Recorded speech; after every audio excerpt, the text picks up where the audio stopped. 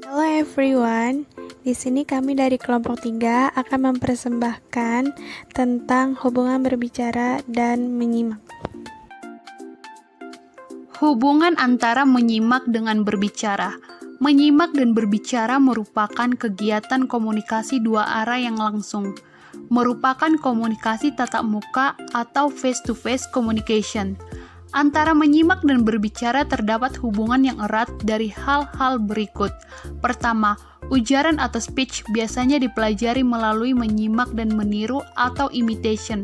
Kedua, kata-kata yang akan dipakai atau dipelajari oleh sang anak biasanya ditentukan oleh perangsang stimuli yang ditemuinya. Ketiga, berbicara dengan bantuan alat-alat peraga akan menghasilkan penangkapan informasi yang lebih baik pada pihak penyimak. Umumnya sang anak mempergunakan atau meniru bahasa yang didengarnya.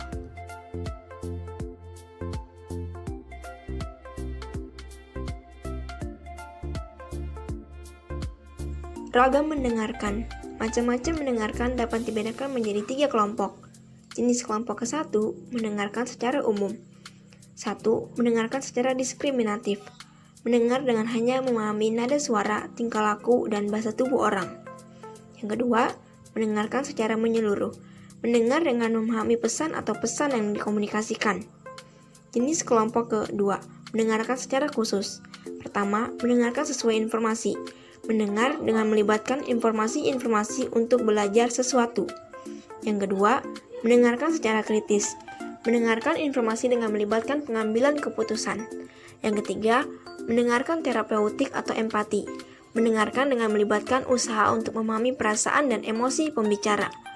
Jenis kelompok ke-3, tipe dari mendengarkan lainnya, yaitu 1. Mendengarkan dengan apresiasi, seperti mendengarkan musik untuk bersantai. Yang kedua, mendengarkan dengan membangun hubungan. Jenis pendengaran yang mendorong orang lain untuk percaya dan menyukai kita. Yang ketiga, mendengarkan secara selektif. Pendengar yang bias terhadap apa yang mereka dengar.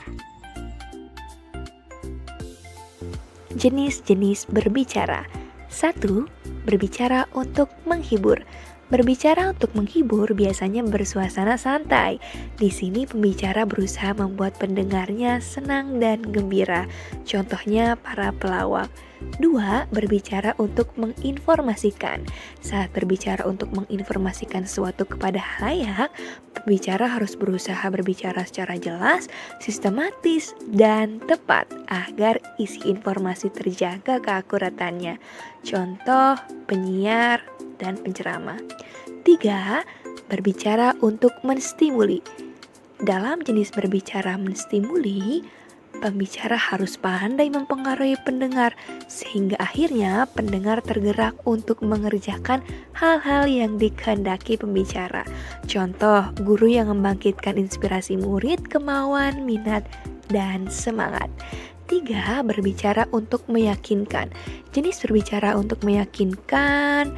Dalam hal ini, pembicara bertujuan meyakinkan pendengar lewat pembicaraan yang meyakinkan. Sikap pendengar akan diubah, misalnya dari menolak menjadi menerima. Contoh, pembaca iklan, pidato penyuluhan. Dan yang terakhir, berbicara untuk menggerakkan.